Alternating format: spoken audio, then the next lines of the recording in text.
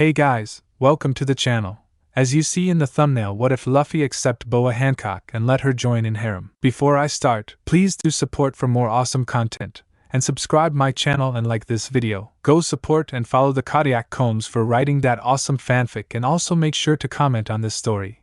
Link in the description. Somewhere in the New World, the Straw Hat Pirates, led by Emperor of the Sea, Monkey D. Luffy, were in the middle of their voyage. "I'm bored," the great pirate, Straw Hat Luffy, shouted at the top of his lungs, drawing his crew's attention. "Why are you telling us this? Don't you normally find something to be distracted with?" Nami spoke with a disinterested tone while attending to her tangerine trees. "But there's nothing to do," Luffy argued back. "Sumo with Frankie? Did it this morning. I won," Frankie answered with a proud grin. "Fishing with Usopp? He ate the bait," Usopp answered while sitting in the crow's nest looking into a telescope. "Then go read a book with Robin or something. Just don't annoy me." "Why are you so selfish, Nami? I don't want to hear that from you." Nami pointed her cutters at Luffy in anger. "Hey, Nami." "What?" she screamed at Usopp. "Looks like we found something to cure Luffy's boredom." "Oh, what is it, Usopp?" Luffy stretched up to the crow's nest and took the telescope from Usopp. "Oh, there's an island up ahead." "Really? I heard the nearest island wasn't for another days." Nami put her cutters down and walked onto the deck. "Luffy, let me see." Luffy threw the telescope down at Nami. She caught it and took a look. They were indeed approaching an island. Nami spotted a sign, "Queen's Resort Island?" Her eyes sparkled. Could it be another spa island? She spun around while pointing in the island's direction. "Jimbei, a clock. Full speed ahead." "Aye, ma'am." Meanwhile, on Queen's Resort Island. "Oh!" Cheers rang through the island. "Go, Kuja pirates! Get them, girls! Beat those stinky guys!" On one of the beaches, there was a beach volleyball match between some of the Kuja pirates and another pirate crew. The game was one-sided, with the girls thrashing their opponents without giving them a chance to score a point. "Damn it!" The pirates' captain fell to his knees in defeat. A shadow cast over him, causing him to look up. Marigold and Sandersonia glared down at him with their hands stretched towards him. 0,000,000 berries. "That's what you agreed." "Wait, I don't think I." "No excuses." The sisters changed into their snake forms. "You harassed us for so long, and when we didn't pay you any mind, you proposed this stupid game, all in an attempt to spend time with us." Mari circled the captain. "Your scheme was so idiotic, and now it's time to pay up." Sonia did the same. The captain was entrapped by the snake sisters. "If you don't pay, how about we turn you and your boys into stone?" Mari gestured to a lounge chair resting in the shades of palm trees. There, Hancock was lying while being fanned by members of her crew.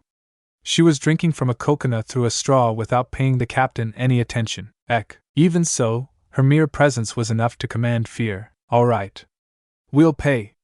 We'll pay." Mari and Sonia retook their home forms. "Good. Ha!" Hancock sighed and lifted the purplish shades from her eyes. "This is so boring." "It's supposed to be boring.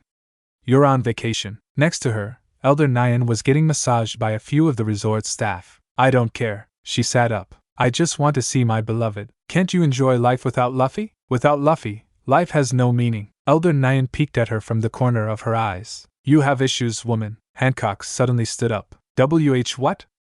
Wanna fight? Shh. Silence, strange creature. Hancock placed her hands over her ears. "My Luffy radar picked up something." "Luffy what?" "Shh." Hancock closed her eyes and started to focus. Elder Nyan watched in shock as Hancock's hair stood up and started moving in a circle. It traveled clockwise for a bit before stopping. It pointed aggressively towards the east. Hancock's eyes tore open and they turned into straw hats. "I've found him! Luffy's here!" She started sprinting. "Wait for me, my darling!" she shouted while kicking up a sandstorm. Elder Nyan crawled out from under a pile of sand that was kicked on her. She looked in the direction Hancock ran in. "You know, at this point, I'm not even phased anymore." She laid down on her stomach and gestured to the staff. "Ignore her and please continue. It's not the first time she's broken the laws of the universe, and won't be the last." Meanwhile, Hancock was practically flying across the island. All the staff and visitors could see was a blur passing them. At this time, the Thousand Sunny had just made landfall. A resort island. "Let's go!" Luffy shouted in excitement, while he and Usopp danced together with their arms around each other's shoulders. "The staff here says this is a resort where pirates come to rest from their constant battles." Robin was holding a pamphlet. "It says here that the Navy has no idea where this is, so we don't need to worry." "All right. Let's go check the place out." "Oh, Usopp, Chopper and Frankie cheered on with Luffy. I wonder what kind of cuisine they serve here, Sanji mumbled while looking around. I'm more interested in the liquor. Zoro started walking away. Wait, it's a resort. That means bikinis. Sanji spun around. Nami, Robin, whenever you're ready, he said with a bow. I'm going to a sauna. Wanna come, Robin? Sound fun. The girls ignored Sanji and walked past him. Wait, aren't you going to change? What about my bikinis? Go wear them yourself. Nami dismissed him. Sanji placed his hand over his chest. Why is my heart so excited? Maybe you're awakening to a new fetish. You're a pretty big pervert like me. Frankie held up a thumbs up. Shut up, I'm nothing like you. Sanji gripped his chest. My heart is beating in anticipation. It's like the world is giving me a sign. He started looking around. Something heavenly is approaching. I can sense it.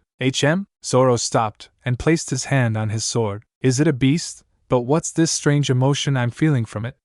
Passion? Beast? Luffy looked around and stopped. Slowly, a smile covered his entire face. I recognize this presence. Look out, Luffy! Zoro moved towards Luffy while drawing his swords. Luffy ignored him and spread his arms. I've missed you. He closed his arms and Hancock appeared in his embrace. Luffy! Hancock lifted him off the ground and spun him around. Luffy laughed while overflowing with joy. Seeing this, Zoro sheathed his sword. Ha! Hancock, I didn't expect to see you on this island. Me neither. It must be the heavens rewarding me for my good deeds. Hancock put Luffy down with everyone looking at them in shock. The Pirate Empress. She just appeared out of nowhere. Nami and Robin mumbled as they watched on. Oh my God! What is this beauty? Brook became lightheaded. My heart is beating too much. I'm about to faint. He leaned on Jinbei. Wait, I don't have a heart. Yo-ho-ho-ho. He straightened up and fixed his tie. I'm going to ask her if I can see her. Jinbei covered his mouth. Don't waste the second life you were given. BBBB Boa Hancock. Sanji's eye popped out of his head and his jaw was literally touching the floor. Wow, Sanji can do that without Luffy using gear. Amazing! Chopper applauded with an excited tone. Luffy. Sanji faded into existence beside Luffy. What's going on here? Hancock looked at him. Ugh! Sanji fell down holding his chest. My heart, it can't take it. Her beauty is cutting my life short. Sure that isn't just the packs you smoke a day? Usopp mumbled. Hancock looked around and made a courtesy bow. Greetings, everyone. My name is Boa Hancock. It's a pleasure to finally meet you all. If Elder Nyan saw how polite Hancock was being, she would have faded out of existence. Wait, Sanji flew to his feet. A lady as beautiful as you should always keep her head high. He bowed to her. I'm Blackfoot Sanji, chef of the Straw Hats, and your loyal servant. Hello, I'm Luffy's wife. I see. Nice to her? Sanji's cigarette fell from his mouth. Wife? Yes, Hancock nodded. Everyone looked at each other in confusion. Meanwhile, in Hancock's mind, yes, I did it. She peeked at Nami and Robin at the corner of her eye. I must establish myself from the beginning to remove any possible rivals. She's not my wife. Luffy? Luffy casually destroyed her plans. 2C. I almost had a heart attack there. Sanji put a new cigarette at his lips with shaking hands. But she is very important to me. So it might happen in the future. Sanji dropped the cigarette along with his will to live. Are you serious, Luffy? Usopp asked in shock. Luffy nodded and wrapped his arm around Hancock. A lot happened and we became close. I can't believe it. Luffy of all people. Well, it's not that unbelievable. Jinbei spoke up. Hancock helped out Luffy a lot when the crew was separated.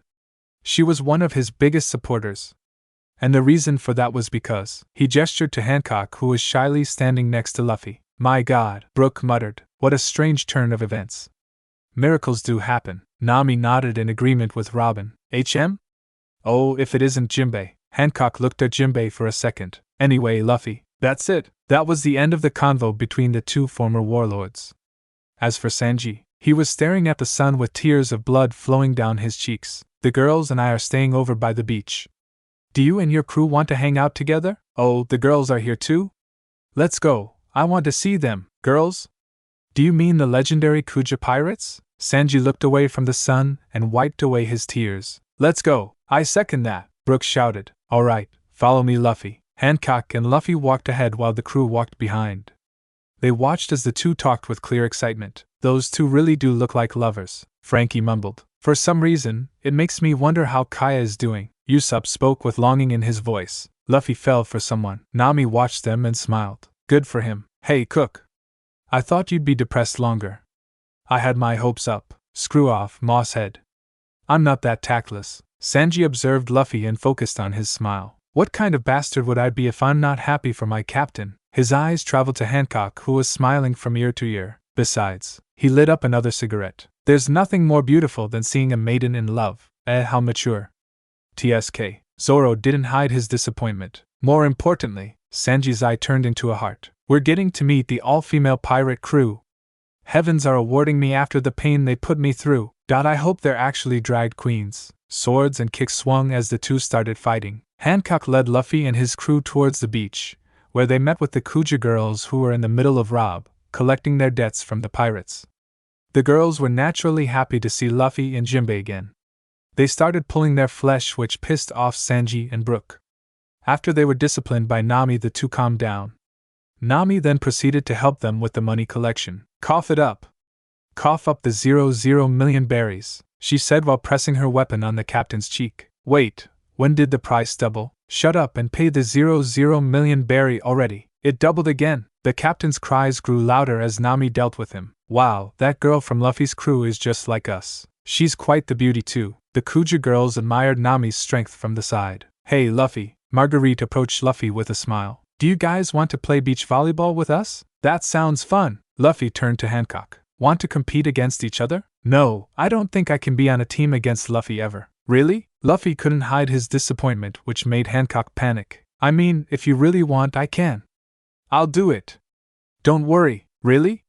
Alright. Luffy jumped in excitement. That woman is whipped, Frankie said, and Jinbei nodded beside him. So, the volleyball match between the Kuja and the Straw Hats started with Jinbei, Robin and Zoro on the sidelines. Zoro was drinking with Elder Nyan while Robin and Jinbei watched on with a smile. Let's go! Luffy served the first spike and thus chaos ensued. Sanji, hit the ball seriously. You expect me to fire something that may harm a lady? Minutes into the game, Sanji and Frankie were fighting. It ended with Sanji being ejected from the game and replaced with Robin. You suck. Zoro immediately picked a fight with him. Meanwhile, the game carried on with intense spikes from both crews. When the hockey-infused volleyball hit the sand, it caused an explosion. Sand danced through the air, cutting off everyone's vision. Even so, the spikes didn't let up. Ha! Luffy spiked the ball towards Sandersonia with such power the ball roared. Hancock stepped in front of her sister and killed the momentum with her forearms. The ball bounced in the air and Ren returned the spike. Hands grew from the net and blocked it. Hancock once again returned the ball with a kick. The ball hit Brook and removed his skull. His body ran up and down to the girl's amusement. Hey Brook! Get your head in the game! Usopp burst out laughing before he was hit in the back of his head with a ball. Usopp! Chopper ran up to him and held him. Usopp, stay with me. Chopper, is that you? It's me, Usopp! Stay with me. Chopper. I buried my treasure, everything I own, in one place. And only Zoro knows where it is. Then no one will ever find it. Chopper was hit in his head and passed on top of Usopp. Ha ha! The Kuja girls laughed as Hancock held the ball. Your friends are quite lively, Luffy. I know. They're the best. The two smiled at each other. Alright, let's finish this. Hancock threw the ball in the air. Let's go! After nearly an hour, the intense game came to an end. The beach was filled with craters and the staff were looking at the two crews in horror. That was fun! Let's have a barbecue next, Luffy shouted and everyone cheered. That evening the two crews came together to have a barbecue party on the beach. Usopp and Chopper did their dance around the fire with Daisy and Sweepy. Robin was relaxing with Elder Nyan and Ren. Sanji and Cosmo were cooking up a storm. Zoro was having a drinking contest with Rindo. Jinbei laughed as he watched Frankie do his dance while Brook performed. Sandersonia and Marigold sat beside him wearing smiles. Overall, it was a joyous occasion. As for the captains, they sat a bit away from the party watching everyone. You don't need to stay beside me, Luffy.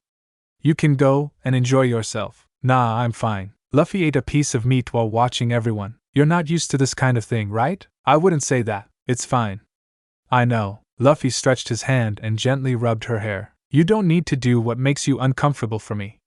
I'm well aware of how selfish I can be. Hancock smiled. I like it when you're happy, so I don't mind really. Is that how it is? Yeah. Hancock leaned over and rested her head on his shoulder. I'm glad you're here with me, Luffy. I feel the same. I wish we could stay like this forever. She looked up at him. But I know we can't because we have our own adventures. She wrapped her arm around his neck. But once those adventures are over, she placed on his lips and looked into his eyes with flushed cheeks. Please come find me, Luffy smiled. I promise. The next day, it was time for the cruise to part. Goodbye, ladies.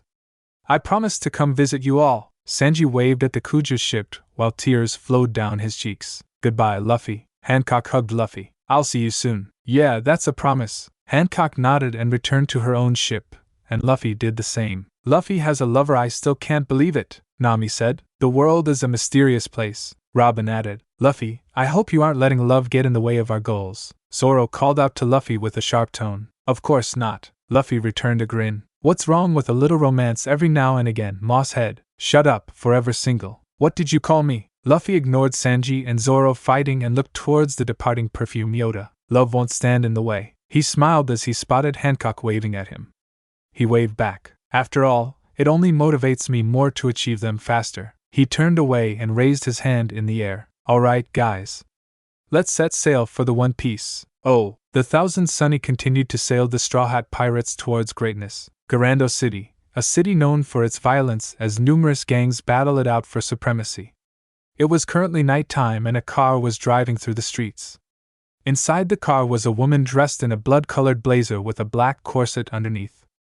She crossed her long legs that were wrapped in black cloth with black and red stilettos on her feet. This a pain in the ass. The woman's melodic voice contrasted her crude words. Hey, how long until we arrive? Another minute's boss. The female driver answered her.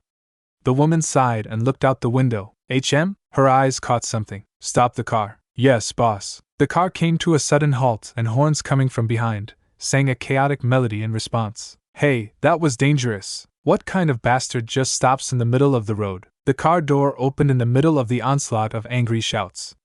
The woman stepped out and all noise ceased. Cars were immediately put in reverse and made a quick getaway. The woman paid them no mind and crossed the road without caring for incoming traffic. All cars stopped as she stepped in front of them. Yet, no driver dared to reprimand her. She approached a group of men who were surrounding two women. The men were hurling insults at the women, who were cowering with their backs against the wall. Come on! Do you think you're better than us? We're a part of the Don Quixote familia, you know. Spending a night with us will change your... One of the men's sentences was cut short, as a stiletto heel stabbed him in the side of his head. Who the hell? His friends turned around and raged until headlights shone and revealed the woman. Boa Hancock? They all created some distance from her. Hancock ignored them and approached the women. It's too dangerous for you to be walking these parts without at least a gun or two. She dug into her jacket and handed the women a handgun each. Why? The men flinched. Hold on, Boa Hancock, one of the men called out to her. We're a part of the Don Quixote familia. Our boss is also a member of the Seven Shadows just like you. We, his gang, also have immunity, and, Hancock faced the men. What does that have to do with me? That means you can't prosecute us. Hancock looked at the man for a bit before turning away. Seeing her leaving, smiles and relief slowly appeared on the men's faces. Rid this garbage from my sight. Yes, boss. Dozens of women appeared from the darkness of the night and surrounded the men. Wait! Gunshots rang as Hancock crossed the street and entered her car. Drive. The car continued on its way. Boss, what is it, Rindo? Was that okay? Who cares? This city is a cesspool of horrible men who love to use their power to take advantage of women. So I'll do the same with them. Won't it get you into trouble with the police chief? Arming civilians like that? Rindo, the Seven Shadows is one of the reasons the police can even survive in this city. She showed a small smile. We can do whatever we want. After driving for a while, the car stopped again. This time Hancock was in front of a police station. She stepped out after Rindo opened the door. She entered the station ignoring the looks of terror she was receiving from the officers at the station. She quickly made her way to a certain office. Inspector Momonga, make it quick. I have plans, Hancock declared as she entered the office. You always have plans when we need you. Momonga spoke with an annoyed tone as he sat behind his desk. Well, I'm a busy woman, so I've heard. He tapped the desk with his fingers. 3 gangs have been annihilated and had their bases robbed last night. Witnesses said they saw women bearing the snake insignia at all 3 locations. That was your Kuja familia. Wasn't it, Snake Princess? Did you call me here to interrogate me? Momonga sighed and pushed an envelope towards her. This is your target. Hancock picked up the envelope. What, assassination job? Seriously? You people always complain when we don't bring in the criminals. She opened the envelope and took out the pictures inside. The pictures showed the back of a man dressed in a jacket and shorts and wearing a straw hat. What did this guy do for you to want him dead? What didn't he and his crew do? The manga sighed. His name is Straw Hat Luffy. I'm sure you've heard of him. Nope. Seriously? You really don't care about others, huh? Hancock put down the envelope. So what? Is he rising up too fast or something? That's right. To be honest, he already took out 2 of the shadows, Crocodile and Moria. Oh, Hancock remained indifferent despite the news and even started looking around. Hancock, this is serious. We need you to handle him and his crew. They're getting too out of hand. Hancock looked at him a bit before turning away. Well, if I see a kid with a straw hat and I feel like it, I'll handle it. Feel like it? This is an order. Hancock turned her head with a sharp glare. Don't mistake your position, Inspector. You have no power over me. No man does. She turned away. I won't hesitate to take you out if you use that tone with me again. Police station or on the streets. She left the office without looking back. Mamanga slammed his desk in frustration. Hancock left the station and entered her car. Her phone started ringing as she sat down. What is it, Granny? She answered with an annoyed tone. Did you get an order from the inspector? What does he want you to do? Something about handling a kid with a straw hat. Is it Straw Hat Luffy? I think that's his name.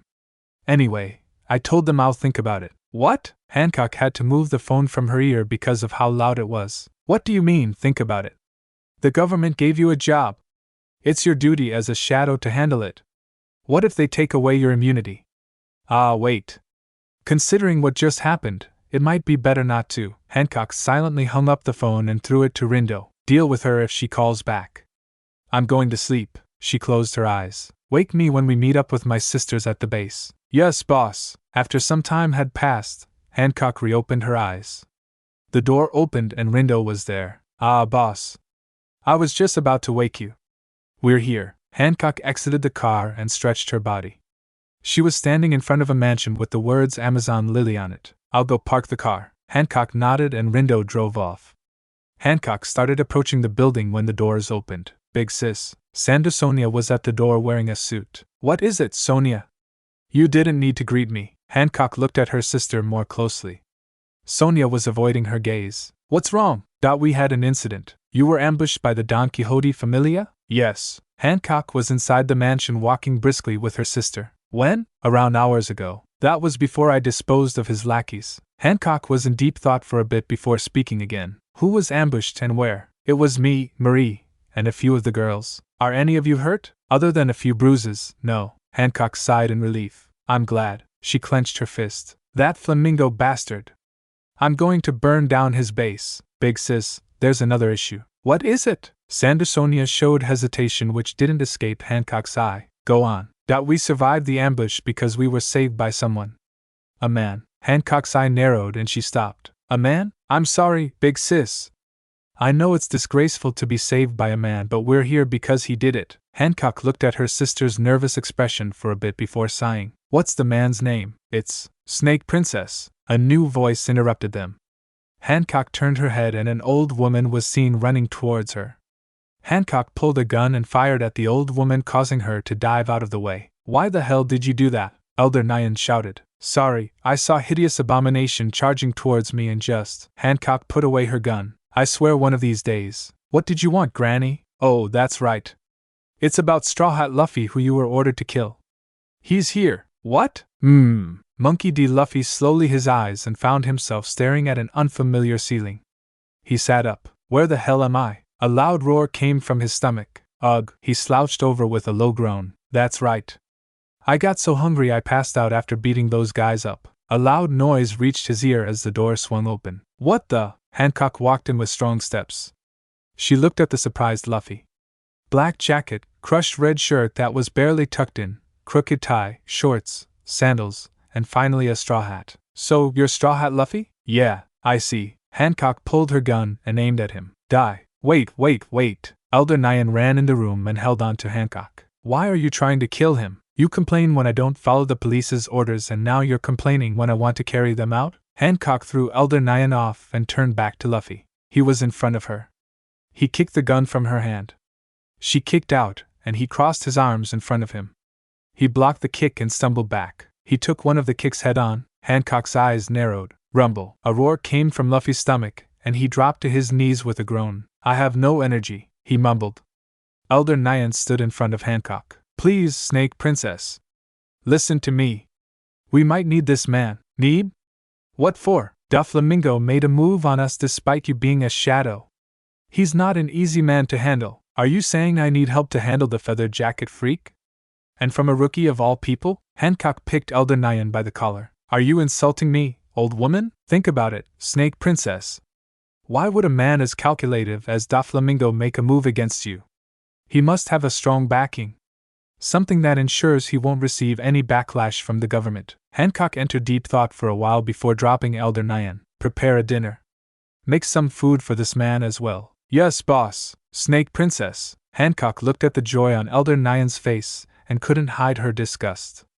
Rather, she didn't even try. She took one look at Luffy and left the room. Huh, you guys are going to feed me? All right. Luffy jumped for joy. Straw Hat Luffy. Elder Nyan approached Luffy. I would like to thank you for saving members of our family. No prob. More importantly, where's the food? Nearly 0 minutes later, Luffy was in the dining room with Hancock, Elder Nyan and her sisters.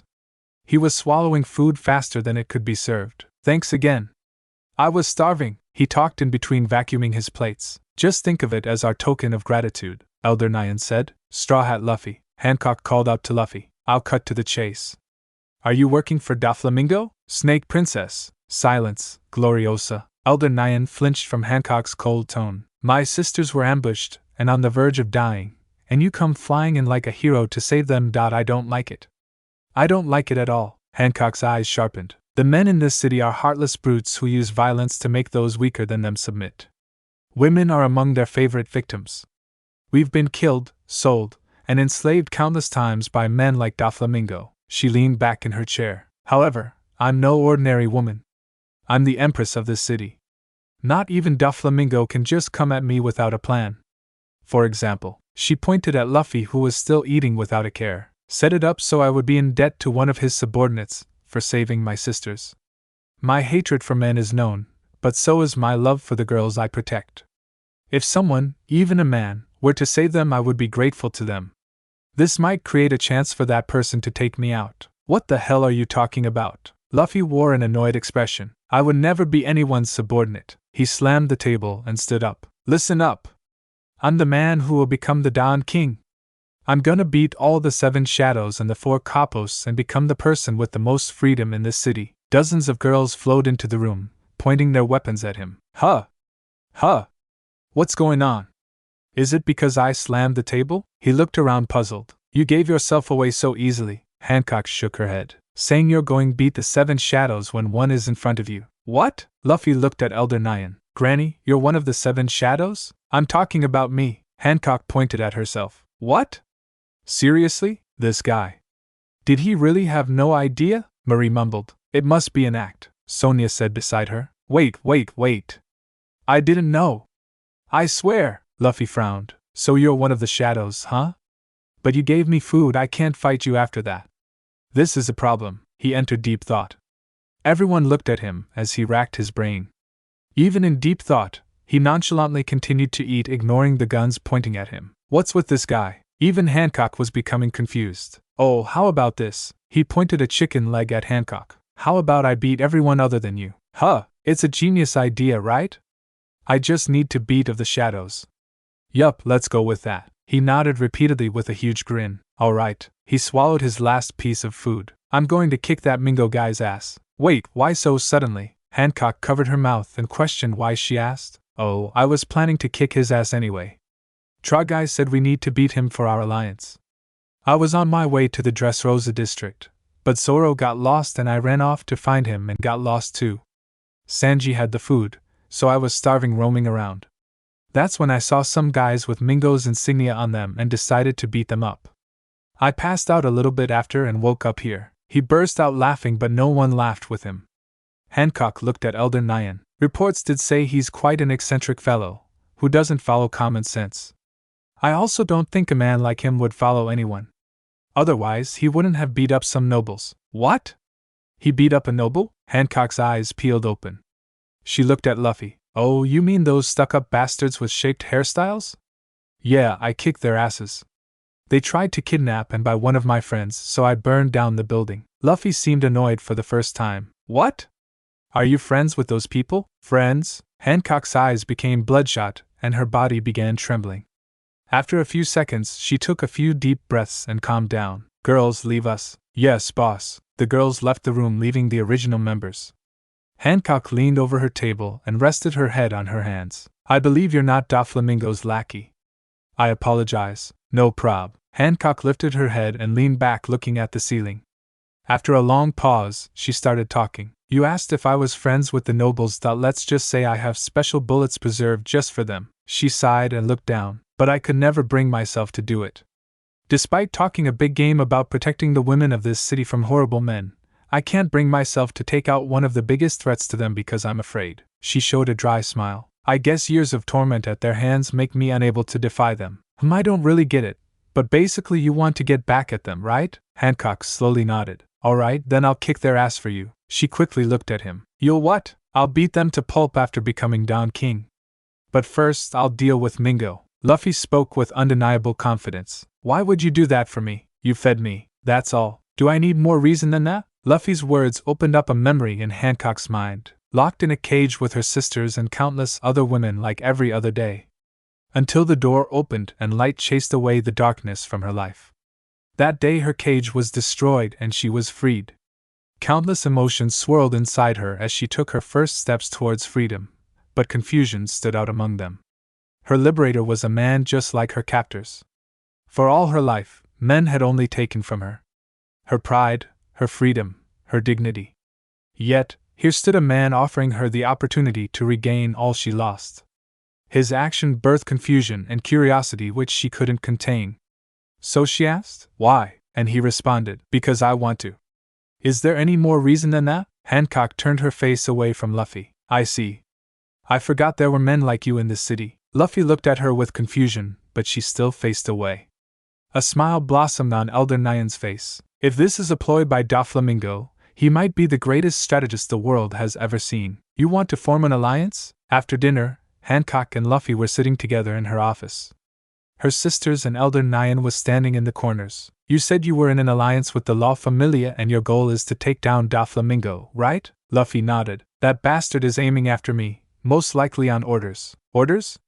Whose? The government's. Luffy's eyes widened. Aren't you guys on the same side? Not really.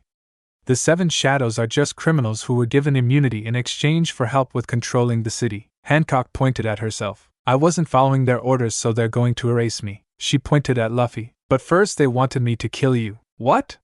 But we're friends. Friends, huh? Hancock smiled. They wanted the two of us to kill each other or maybe just tire the other out, so Doflamingo can sweep in and kill the survivor. He most likely was planning to frame you for killing my sisters so I would take the mission to kill you. I would believe it too, since I hate men. Those evil bastards. Hancock nodded. Evil bastards indeed. She leaned back in her chair. So here's what we're going to do. Dressrosa District. Several hours later. Water! Get water! Gah! Help! My arm! My arm! Agonizing screams came from the districts as the sun slowly rose over the city. Don't let up! Destroy the Don Quixote Familia! Hancock stood on a burning car and roared. The Kuja girls cheered as they mercilessly attacked the enemy. Run wild, you guys! Oh! Luffy's voice echoed across the district. Luffy from the east, Law from the west, and we the north. That leaves the south that leads to Big Mom's territory. A smirk formed on her face. What will it be, Doflamingo? Face us or retreat into Big Mom's territory and piss off a capo? An explosion erupted in front of her. Boss! Doflamingo is on the move, is he now? A sinister laugh came from the flames as a silhouette appeared in front of her. A man dressed in a maroon suit and pink feathered coat walked through the flames. He wore a huge grin as Hancock's face reflected in his shades. Hancock, I'm impressed. To use Law and that monkey brat against me attack from every direction. I was completely caught off guard. Hancock threw off her jacket, revealing a steel whip and pistols on her hips. I didn't come here to chat, you feathered pervert. She pulled the whip and untangled it. You represent everything evil about the men in this cursed city. Oh my. Thanks for the compliment. The two flew at each other, and an intense battle ensued. Huh! Hancock is fighting Mingo, Law? Luffy slammed a thug through a car while talking on a phone. Yeah, but there's a problem. We can't find any of his executives. Did they run? Nah, they're too loyal. I'm telling you because you added her to the alliance. Boa Hancock might be in trouble. A burst of flames hit Hancock as she leapt back, breathing heavily. Doflamingo, you coward. Ha ha. A bloody Doflamingo laughed while surrounded by his family. I never thought I would need help, but I'll gladly take it. After all, helping each other is what a family does. His executives aimed weapons from rifles to flamethrowers at her. You're strong, Hancock. However, your crew is subpar. Maybe because it's made up mainly of women you rescued. Diamante handed him a gun, and he aimed it at Hancock. That's where you end up, boss. The desperate shouts of her girls hammered in her ears. They were giving it their all to make it to her, but none of them could pass Doflamingo's executives. Any last words? You birder. Doflamingo's grin widened, feisty until the end. Mingo! A thundering voice resounded, followed by an explosion. The executives were blown back as Luffy appeared with his fist dripping with blood. Straw Hat! Doflamingo looked at Luffy enraged. Hancock kicked off the ground and cut the distance. Doflamingo leapt back and fired his gun. She moved her head and the bullet grazed her ear. She swung her whip and forced the gun from his hand. TSK! He grabbed the whip and was about to pull it. Hancock released it and pounced at him. She hit him in the chin with an uppercut, and he kicked her in the stomach. She rolled on the ground and pulled her gun. Doflamingo had also retrieved his. The two fired in unison. Ugh! Hancock groaned as a bullet hit her chest. As for Doflamingo, his body slowly fell backwards and hit the ground. Silence covered the battlefield as blood flowed from his head. Doffy, shut up! Luffy knocked down Treble before running towards Hancock. Hancock, he lifted her torso. Are you okay? Hancock silently looked at him as he frantically checked for wounds. Thanks, Luffy. You saved me back there. Is it okay to talk? Yeah. My corset is bulletproof. She sat up. Really? I'm glad. Luffy let out a sigh of relief. Hancock looked at him for a bit. I did break a few ribs though. I don't think I can fight or defend myself anymore. Really? Luffy stood up, picking Hancock off the ground. Chopper! Chopper! We need a doctor. He started running with a stunned Hancock in his arms. Luffy. Yes, are you in pain? Should I give you to your girls? Wait, maybe I can find your sisters? Luffy. She gently chopped his head and he stopped. She forced herself out of his arms. I was just joking. I'm fine. I'm used to these injuries. Really? Luffy let out a huge sigh. That's great. That's great. Hancock looked at him in silence. Oh, but I'm still going to call Chopper just in case. You girls make sure she's okay. He ran off in a hurry. Was that necessary? Hancock looked down and Elder Nyan was beside her. You tested him just now, didn't you?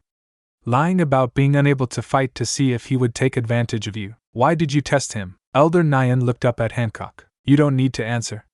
I know why, she smiled. It's because you want to open your heart to him, but you still had doubts because he's a man. She nudged Hancock's leg. So do you still have doubts or did he pass? Hancock watched as Luffy ran through the burning district, frantically searching for a doctor for Hancock. Yeah, he passed. Elder Nyan's eyes widened and her jaw dropped. Hancock's face was flushed as she wore a vibrant smile overflowing with affection. He passed with flying colors. Hours passed and the battle ended with the Don Quixote Familia's destruction. Luffy and Hancock were walking through the Dressrosa district after the flames were extinguished. Huh! You're leaving the shadows? Yeah. The government tried to kill me, so they're my enemy. I see. So what are you going to do now? Well, I'm a normal criminal now, so I guess I'll join the battle to rule the city. She paused for a bit. But I'm going to need someone to help me protect the girls now I no longer have immunity. She looked at him with a smile. Will you protect us, Don King? Of course. I won't let anybody touch you guys, not even the nobles. If they come at you, I'll send them all to hell. She stuck out her pinky finger. Promise? Luffy wrapped his around hers. I promise. They shook fingers while laughing. They walked in silence for a while before Hancock spoke up. I've met a lot of men in my life, but you're the first one whose journey I want to witness firsthand. She looked at him. Will you let me see the moment you become more free than anybody else? Of course. Just watch me. He ran a bit forward and flung his fists in the air. I'll become the capo of all capos, the Don King. He laughed with all of his heart, while Hancock stood behind him. Then I'll watch. She smiled. I'll watch you with all of my heart. And then, she walked up to him and two continued their talk together in bliss, hopeful for their individual futures and the one they'll share together. Author note: the character names have been changed in this AU. Characters with devil fruits are named after their fruits' Japanese names, except for Hancock's sisters. The rest have the names of actual gods. But don't worry, I made it obvious who is who. Heaven, the realm where all the gods dwell. A space inaccessible by mortals and a place one could call paradise. Heaven greatly resembled a sky island as it had islands of clouds with golden roads connecting them. Fantastical creatures of all kinds inhabit this place, from unicorns to birds that draw rainbows in the sky. Once again, this place was paradise. This place is shit. However, one goddess disagreed with this sentiment. This goddess was the epitome of beauty, a being so majestic no artist could draw her, and no writer could accurately describe her beauty. I want to leave this shithole. No words sounded crude as long as they came from her mouth. She stood up from her chair made of pink rose petals and exited her heavenly abode. The wind made her long pink hair dance as she walked down a fleet of stairs. Sister Marrow, what's the matter? Two goddesses approached her as she came down the steps. These goddesses had the lower body of a serpent but the upper body of a woman. Why are you cursing again? The green-haired goddess asked with concern. Why? Let me tell you, Stino. Marrow clenched her fists tightly. I'm fed up with all these gods coming to pest me every day. Her voice reverberated through the space. I mean your gods. Don't you have mortals to oversee or something? It seems everybody wants to obtain the goddess of love for themselves. The orange-haired goddess wore a face of disgust. That's the thing, Uriah. I don't want any of them. I've known them for thousands of years and they all disgust me. The way they chase after mortal women and force themselves on them is appalling. Don't they have any godly pride? The Gorgon sisters watched as their eldest sister ranted with such intensity her hair stood up. I mean, some of them even take my constant rejections as a challenge and continue to harass me. Ugh, her hair moved like serpents as she raged on. I hate men who can't take the hint. Beating them up doesn't seem to help either. I'm certain a few of them loved when Sister Marrow kicked them. Stino and Uriah didn't hide their disgust. This place sucks because I can't leave. She sat on a giant serpent that appeared out of nowhere. I can't even kill them because we're immortal. Marrow's annoyance was overflowing. What's this? The goddess of love doesn't want to find love for herself. Marrow turned her head and a gigantic white snake was looking down on her. The snake lowered its head and a short elderly goddess was on it. Oh, the irony! Marrow snapped her fingers and a snake swallowed the elder goddess. I'm also the goddess of serpents and beauty, remember that. The snake turned into smaller serpents and slithered away revealing the elder. I was your predecessor. You should remember that. Marrow looked at the elder and grimaced. Naming you the goddess of beauty. The primordial era must have been terrifying in all kinds of ways. Hey, what do you mean by that? Hey, don't walk away from me. The elder chased after Marrow and Stino, and Uriah did the same. Marrow snapped her fingers and a giant flower bloomed underneath her. The flower stretched on and became Marrow's method of transportation. You keep saying that you want to leave, but I know you're just lying to yourself. The elder rode a white snake with gold rings next to her. What are you talking about, you fossil? Insult me all you want, but won't change the fact you're running away from your feelings. The white snake overtook Hancock's flower and blocked her path. I'm talking about you and the sun god. Marrow's eyes peeled open and her face reddened. A grin crawled on the elder's face. Seeing this, Marrow looked away. Two don't know what you're talking about. Really? Even the snake was grinning. It swayed side to side while looking at the flushed Marrow. Are you saying you don't have a thing for the sun god? Oh, of course not. Why would I fall in love with that joker? He doesn't take anything seriously. Well, isn't that why you like him? I mean, he doesn't act arrogantly like the others and wears his heart on his sleeve. I don't really know about any of that. I haven't paid much attention to him. The elder and her snake looked at Marrow with pure disappointment. Like a fanfic writer's parents when they look at them. Ah, I see. She and the snake turned around as Stino and Uriah caught up to them. Then I should tell Tempestus she can pursue him without worry. Huh! Marrow leapt off her flower and landed on the snake. What did you just say? Tempestus, the goddess of weather. You know, that gold-loving goddess who's always with him. Stop being cheeky, you raisin with legs. Of course I know who she is. Marrow brought her face closer to the elders. I'm asking what you meant by pursue. Well, Tempestus is a part of his gang who hangs out together. It's natural she would develop feelings for such a good guy. Feelings? Marrow lifted the elder by the collar. Manasa, are you saying that orange chick has feelings for my man? I thought you said he wasn't. What I said doesn't matter. She threw Manasa down and clenched her fists. I leave her be because I thought she had a sibling relationship with him. But to think she would betray me like this after all I've done for her. You haven't spoken more than words to her in 000 years. I let her bask in the glory of the sun, didn't I? Manasa was left speechless by Marrow's outrageous statement. Manasa noticed the ground was beginning to tremble. I see. Marrow nodded her head as if she came to understanding.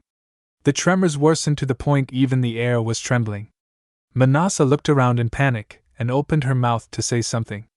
Before she could, the tremors ceased. Marrow silently jumped off the snake and landed on the ground.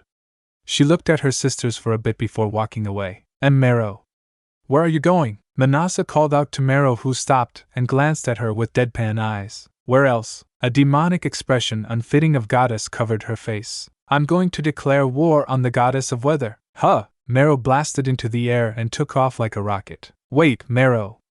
I was lying, it was too late. Marrow was leaping from island to island. Elder, Stino looked at Manasa with disappointment. No, I just wanted to make her jealous and tease her a bit. I didn't think it would lead to war. What's wrong with that girl's head? The sisters looked at Manasa and then themselves. We should probably let Nika know. Yeah, wait, listen to me. I swear I didn't know this would happen. They walked away from the pleading Manasa. Heaven was divided into several realms representing the different gods that dwelled there. One of these realms existed inside an enormous waterspout connected to two golden clouds at each end. Inside the waterspout was a golden temple surrounded by fields of tangerine trees, where children were happily playing. This was the abode of the goddess of weather, navigation, and currency, Tempestas. Huh! Marrow is coming after me? Sitting on a lounge chair made of clouds, and overseeing the children, was a goddess donning a dress made of rainbows. She moved her orange hair from her eyes and stared at the orb of water floating in front of her. It's a bit of a long story, but you can blame Elder Manasa. The Gorgon sisters were reflected in the orb seemingly in a hurry. Is this about Nika? Yeah. Sorry. Tempestas sighed and sat up. I figured as much. It's an open secret she's in love with him. Sorry again. We were trying to get to Nika but he won't answer. It's fine. I can handle myself. Thanks for the heads up. She waved her hand and the bubble burst. She stood up and clapped her hands. Children. It's time to go inside the temple. A crazy woman is coming and I don't want you to get hurt. The children happily ran into the temple while Tempestas made sure none of them fell or was left behind. Now then, a pink light flashed and Marrow appeared in front of her. How can I help you, Marrow? Hurry up. We need to stop our sister. Stino and Euryale were moving across the golden roads as fast as they could. Wait, Wait for me. Manasa was trying to keep up. You're naturally faster than us but you have no stamina. Getting old is inconvenient even for a goddess. They stopped to let Manasa catch up before speeding off again. It didn't take long for them to arrive at Tempesta's waterspout. They didn't hesitate to enter. Sister no! Euryale shouted as they entered. I see. So if I give him this kind of meat he'll love it. To be honest, I think any meat would work but he enjoys eating rare meat. That makes sense. Does he have anything he doesn't like? Cherry pies for some reason. No cherry pies, noted. The sisters and the elder stood in shock from the scene in front of them. Marrow was sitting behind a desk while Tempestas was pointing at a whiteboard behind her. Sister, oh, Stino and Euryale. What's the matter? Marrow greeted them with a broad smile. Weren't you coming here to declare war? Oh, that? Tempestas explained everything. Marrow pointed at Manasa. The old hag was just delusional. Tempestas has no interest in Nika. She even said she was cheering me on, saying we would be a great couple. Not only that, she's teaching me everything Nika likes. Marrow's voice was overflowing with joy and innocence resembling a child's. Since you're all here, why don't you stay over for a bit while I coach Marrow, coaching the goddess of love on romantic affairs? Manasa couldn't believe the irony. Time passed and Marrow took Tempesta's lessons seriously, more than Tempestas herself expected. So, you were just trying to survive and now you seriously want to help her? The lessons were currently on a break and Tempestas was talking to another goddess who came to visit her. With flowing black hair that turned pink at the ends, it was the goddess of flowers and architecture. Yeah.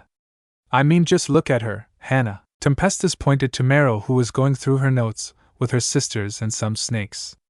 Her smile was radiant as she discussed Nika with them. Cute. Hannah giggled a bit as Marrow's joy reflected in the flowers in her eyes. Oh, heavenly maidens! A blonde god rode in on a giant spatula and landed in front of Hannah and Tempestas. I brought the food you've ordered. He presented a tray of food to them. Today's meal is sushi made from the golden cloud fish wrapped in the leaf of prosperity. Thanks, Deepneus. Thank you. The goddesses took the food with a smile and Deepneus bowed. The pleasure is all mine.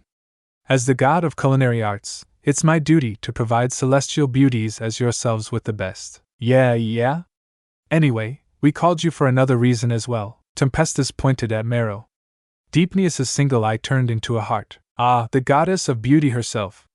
I must feed her immediately. Tempestus grabbed his collar. We didn't call you to annoy her. She went on to explain the situation to him. Curse you, Nika. As expected, he fell to his knees in despair and cried golden tears. He looked up at Marrow to bask in her beauty once more before falling deeper into despair. It should have been me, not him. Nah, you hit on every woman you come across. You should spend eternity alone. Tempestus was dismissive of his sadness. I'm just being a gentleman. Anyway, go find Nika and bring him here. Yes, ma'am. Deepneus sprung to his feet. Also leave the other guys behind. I don't want him to be distracted. Especially not by Futsunushi and US Okami. US Okami is one thing, but I would never speak to that sword freak. I hope he rusts. Deepneus jumped on his spatula, took one last look at Marrow, and flew off. Deepneus sure is kind. Hannah spoke with a smile on her face. How so? He's a pleba, true, but he doesn't hesitate to help when we ask, no matter how it hurts him. Tempestas looked at the sushi rolls and began to eat them. He's just an idiot, she smiled. A lovable one, but still an idiot. Hannah smiled and ate in silence. After some time passed, Marrow approached Tempestas and Hannah. So if I follow what you guys said, Nika will love it? Yeah, but it's important you be yourself. Tempestas answered after eating the last sushi. She's right. Despite how he acts, Nika is strangely emotionally intelligent. He can tell when someone is lying to themselves. Marrow nodded after listening to Hannah's words. Hey, her body twitched when a voice entered her ears, the voice she loved to hear the most. A voice flooded with joy. She turned her head and a full white god with flame-like hair was riding on a flying spatula. Nika! Marrow's heart started racing. She felt the urge to run away. Tempestas, Deepneus said you were calling for me? Nika jumped down and the ground bounced as he touched it. He laughed while bouncing up and down. I called you because there's someone here you wanted to see. HM? His head turned like an owl's as he looked around. Oh, Marrow! The rest of his body spun around to match his head. He jumped and stopped in front of her while upside down. He grinned while looking at her. Marrow backpedaled. Hello, Nika. Nika grabbed the air and pulled. The space between them compressed as Marrow suddenly found herself back in front of him. Man, I've been trying to meet you for a while now. He walked anti-clockwise in the air and stood on the ground. Every time I went to your temple your attendants said you weren't there. That's because I feel so nervous when I'm around you. So I always hid in the temple. Marrow thought as her chest tightened when looking at Nika's face. It bummed me out when I couldn't see for a while. Really? You who's always so happy? Marrow showed genuine surprise. No one stays happy all the time. Even I get bummed out sometimes. Nika held Marrow's hand which caused her body to stiffen. Anyway, now that you're here, let's go hang out. Huh! Before Marrow could understand what was happening, Nika stretched his arm and grabbed the sky itself. His arm retracted and he flew carrying Marrow while holding her close to his body. Wait! My heart isn't ready yet. Nika's laugh drowned out Marrow's screams of distress as he left Tempesta's domain. All that planning and advice for nothing, Tempesta said as she took a drink from Deepneus. Hannah did the same while watching them. Looks like we underestimated how much Nika likes Marrow. Well, she is pretty, but do you really think Nika cares about stuff like that? Good point. The two goddesses drank their drinks with delight. So much for saying she doesn't like him. Elder Manasa shook her head. I don't know why she tries to be so stubborn when it is clear to everyone she likes him. That's just how sister is. Her pride causes her more problems than she would like. The Gorgon sisters added. The thing I don't get is why does Nika likes her? Beauty aside, her personality is horrid. That's because he can see her heart. Deepneus spoke as he handed the elder and the sisters drinks as well. Nika can see the true nature of others. He knows despite how she acts, Marrow is a kind-hearted person. She just puts up walls to protect herself because of past experiences. Deepneus smiled. Nika would never leave her alone knowing she's suffering in silence.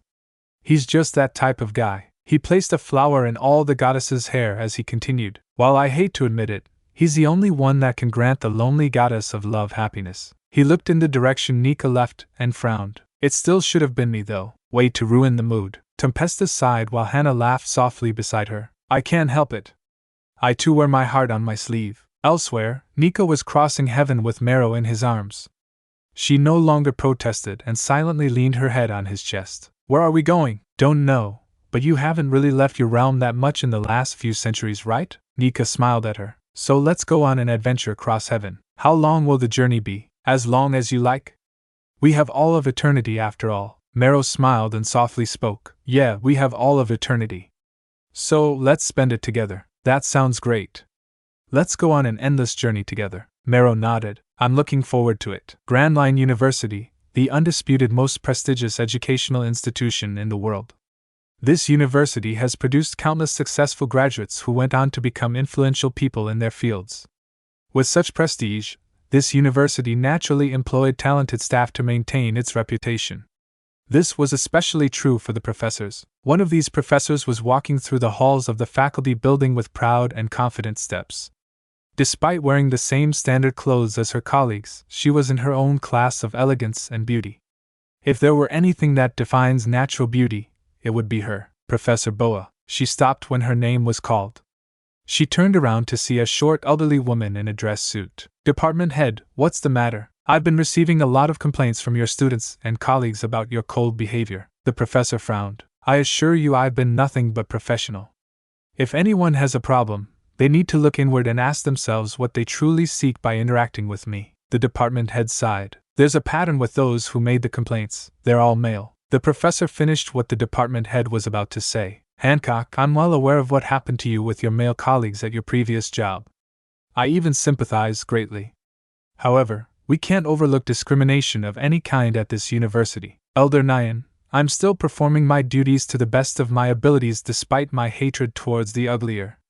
So there shouldn't be any problem. Uglier. Elder Nyan sighed and wore a face of defeat. If there's nothing else, I'll be on my way. Hancock turned and walked away. Just try to be a bit nicer, okay? Hancock ignored Elder Nyan's shout and continued walking. She exited the faculty building with hurried steps. Hancock. Her steps halted as a male voice entered her ears. She scanned her surroundings looking for the source. Up here! She followed the voice and focused on a tree in front of the building. Something fell from the tree with a thud. It was a young man dressed in a red top, black shorts, sandals, and a straw hat. He dusted himself off and ran up towards the confused Hancock. Hank, stop. She lifted her hand to stop him from coming too close. Mr. Monkey D., I've told you to address me as Professor Boa, but I prefer Hancock. Oh, you can call me Luffy. As always, you're doing as you like without regard for others. Hancock sighed and brought her hand down. What can I do for you, Luffy? Oh, yeah? Can you let me pass your course? Come again. Can you pass me? Luffy wore a nervous smile as he scratched the back of his head. You see, Gramps said I need to pass your course or he's going to kill me. Gramps? You mean Professor Garp? Luffy nodded. Yeah, apparently the other professors told him I'm on the verge of failing all of my courses. The only one I can still pass is yours, and if I fail that too, he's going to kill me. Hancock looked at him and shook her head. I'm sure Professor Garp just wants you to work hard.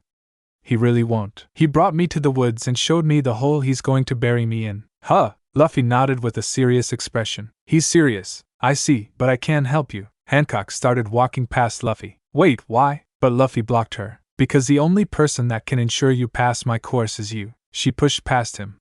Luffy followed behind her. Come on, Hancock. I'm begging. Just study, Mr. Monkey D. But I'm too stupid. Hancock stopped and looked back. Well, I can't deny that. See? He clasped his hand in front of him. I'm begging you. No. Why? Hancock rubbed her temple in annoyance. If I exclude the fact it would be fraud, then it would be because you've never taken my lectures seriously. That's untrue. Luffy looked away and attempted to whistle, but failed miserably. You're always late. I'm really busy. You eat in my class all the time. My body burns food faster than everybody else. You don't turn in your assignments. They're too complicated. You better hope your grandfather doesn't seal off your grave with concrete. Hancock, shut up and go study. Hancock resumed walking away. Wait, Hancock. Luffy grabbed her shoulder from behind. Huh! The next thing he knew, his world was spinning. A loud thud reached his ears and pain spread through his back. Luffy found himself looking up at an enraged Hancock. Don't touch me, my bad. She clicked her tongue and stormed off. Luffy silently sat up and watched as she left. Looks like I messed up. Meanwhile, Hancock marched across the campus glaring at every man that looked her way. They all quickly diverted their eyes. She made her way to the parking lot and entered her car, slamming the door close. Ha ha ha, her breathing was rough. Hey Hancock, a whisper came from behind her and a hand touched her shoulder. Ha! She turned around in a panic and found an empty backseat. Hancock stood up and inspected her car. There was nobody else in the car except her. She slowly sat back down and let out a deep breath. I'm okay. I'm okay, she mumbled while trying to steady her breath. She turned on her car and sat in silence, still trying to calm down. After she felt settled, she adjusted her rearview mirror. A faceless man appeared in the mirror. Come eat dinner with me, Hancock. Ah, she smashed the mirror with a punch. Glass flew and she looked behind her again. Just like before, the back seat was empty. Heart racing, breath escaping her, and body drenched in cold sweat. She looked at her hand. It was bleeding and burning. She sat down and placed her hands around the steering wheel. I'm fine, I'm fine, I'm fine. Her vision blurred. I'm fine, I'm fine, I'm fine. Tears flowed down her cheeks. She rested her head on the steering. I'm not fine. I'm not fine at all. She burst out bawling while the engine ran. Not far away, somebody watched this in silence. The next day, Hancock arrived for her morning lecture fatigued, but didn't show it. She placed her bag on the desk and scanned the room. Her eyes widened when they landed on Luffy. He's actually on time? Luffy noticed her gaze and waved at her. She quickly looked away. All right, let's begin class. Hancock began her lecture. During the lecture, she kept slyly taking glances at Luffy. He's not eating today. She would note how he acted in class. He's actually take notes, and not sleeping or being disruptive? His lack of action confused her. After class, everyone started to leave while she packed her belongings. Later, Professor Boa, her body jolted. She turned to see Luffy waving goodbye. She didn't reply and watched him leave. He addressed me the correct way. Hancock was left perplexed. The following days were the same. Luffy attended all of Hancock's lectures. He was on time, was obedient, and paid attention in class. Hancock couldn't wrap her head around the sudden zero. What's going on? Did his grandfather threatening him finally make him take things seriously? Hancock was sitting in the teacher's lounge talking to Elder Nyan. I don't know, but isn't it a good thing? Elder Nyan took a drink of her coffee before continuing. I mean, it's good he's taking his education seriously. His grades are among the lowest in the university after all. If it wasn't for the fact he was a star tennis player, he would have been expelled ages ago. Oh yeah? I heard he competed in dozens of competitions since he was young. Some even called him a prodigy. Elder Nyan nodded. He's amazing. The way he can stretch his limbs to return his opponent's serves is out of this world. It's like he's made of rubber. She put her coffee down. It's because he's so amazing, the university was planning on letting him graduate regardless of his grades. It's important for our reputation to have him as a graduate. Maybe he knows this and that's why he's so carefree. Nah, that boy is just carefree by nature. Elder Nyan smiled at Hancock. However, looks like he's finally being serious. She pointed at Hancock. And it looks like it's because of you. Hancock scoffed. That man just doesn't want to die. Luffy continued to seriously attend Hancock's lectures, behaving like a model student. One day when going through the assignments she collected, she spotted a name she never seen before among them. It was Luffy's. I am possible. She lifted it up and looked at it like it was something completely foreign. Let's start with this. Once the shock was over, she started marking his paper. Ha! She let out an exaggerated sigh. I don't know what I was expecting, but not this. She drew a 0 on his paper. Was he really paying attention in class or was he just acting like he was? She looked at the paper again. Wait, maybe he's actually that stupid? It's common among some athletes to be bad at academics. She put the paper away. See ya later, Professor Boa. As she did, his voice played in her head. Oh yeah? He hasn't harassed me to change his grades again. She leaned back in her seat. I was expecting him to be annoying about it like a lot of male students before him. She sat in silence for a bit before gathering the rest of the assignments. I'll finish the rest at home. She flung her bag over her shoulder and exited the classroom. It was late in the evening and the sun was in its twilight. Most students had left the campus to return to their dorms or to go hang out off campus. Those who remained were mostly those in the sporting departments. Hancock hummed as she made her way across campus. She was greeted by a few female students who she greeted in return. After some time, she arrived at the parking lot. I feel like I want some gyoza. She smiled. All right, let's stop and buy some for Marie and Sonia too. She approached her car humming a happy tone. Well, aren't you a happy one? Her body froze. She heard a voice and shut down. Hancock's brain had yet to process the voice, yet her body responded. This was instinctive, a biological action, and a reaction to past events. Footsteps came from behind her, beating in her ears like a drum. I lost everything and here you are, happy. Karma doesn't seem to apply to you, does it? With every step and every word that entered her ears, Hancock's chest tightened and her heart raced. Look at me, Hancock. She mustn't look. No matter what, she mustn't turn around. The moment she lays eyes on that man, her life will come crashing down again. Look at me, Hancock. The shout made her soul quiver, and her body responded before she could think. It obeyed on reflex, finally feeling merciful enough to look at me. In front of her was a skinny man who was shabbily dressed and wore a miserable expression. Rose Ward. Yes, it's me. Your former boss and the man's life you've ruined, Rose Ward. Rose Ward gestured to himself. What do you think? I've lost a lot of weight, right? That's what happens when you're kicked out of heaven and flung on the streets of hell. Hancock's eyes trembled in her head as she looked at the man in front of her. You, on the other hand, you look as beautiful as ever. He started walking towards her.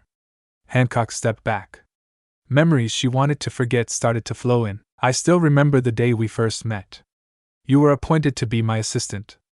I was so thrilled I immediately started to shower you with affection. The first day they met, Rose Ward made his inappropriate intentions known. I bought you flowers, chocolates, expensive perfumes. He forced gifts on Hancock and would pressure her to take them to not hurt his pride. I made sure you didn't have to work so you could relax. He prevented her from learning anything and improving in any way. I made sure you didn't have to get entangled in workplace drama or with jealous coworkers. He isolated her from her colleagues and prevented her from forming any work relationships. To get to know you better, I researched your background so you and I can bond. He had people stalk her and those around her. Once I learned of your financial troubles from taking care of your family as the eldest daughter, I assisted right away. He forced money on her and guilted her into taking it by bringing up her sisters. When you felt pressured from living up to my expectations and wanted to quit, I assured you that you're more than enough and your rightful place was by my side. When she couldn't take it anymore and secretly tried to leave, he used his connections to prevent her from ever finding another job in her field. I even spent time with your sisters, guiding them and making them feel safe. To make sure she didn't go against him, he made his men pick up her family and bring them to him every day. Not to do anything to them, just to show Hancock he could reach her family whenever he wanted. I was nothing but good to you. Because of all his actions, Hancock had a psychotic break and had to be hospitalized in a psych ward for several weeks. And how did you repay my kindness? Once Hancock had left the ward, she learned that she was fired. Rose Ward hated crazy women. You worked with that red-haired bastard to spread lies and destroyed the reputation I worked so hard to build. Once Hancock's adoptive parents, Rayleigh and Shikuyaku, learned of what was happening, they used their connections with a politician named Shanks to bring down Rose Ward. I lost everything because of your cold-heartedness. Rose Ward was never arrested, however, his reputation was in the gutter. More and more women stepped forward and the accusations piled up. His family used their influence to eventually swipe everything under the rug. I lost my wife, my kids, and my family. You made them cut me off. His family couldn't afford to associate with him, so they effectively banished him. I was left for dead because of you. Although he was banished, Rose Ward still received money from his family but at a lower rate. Unable to live frugally, he overspent and lost all the money in a flash. This is unfair. Rose Ward still continued to approach Hancock, who backed up until she was pressing against her car. I refuse to see you live a happy life, while I suffer. He dug into his clothes and pulled out a knife. Hancock's breathing stopped. If you won't suffer in life, then suffer as you burn in hell. Rose Ward dashed towards Hancock holding the knife. Her world slowed down. She could see how he was going to attack her and knew how to counter. She had taken self-defense training for this exact moment. She had disarmed and beaten men twice his size. Yet, my body won't move. Her body refused to listen to her. She knew the reason was because she was afraid. Move! Move! She was afraid of the man in front of her. Move! I'm begging you. Despite doing so much to grow and become a stronger person, when faced with the object of their fear, more often time than not, move, people freeze. Die, Hancock! Rose Ward howled as he thrust his knife at Hancock. Off. A foot came from his flank and kicked him in the face. Ugh! He hit the ground and flopped like a fish. Hancock jolted out of her daze. A straw hat entered her gaze. "Hancock, are you all right?" A familiar voice and face.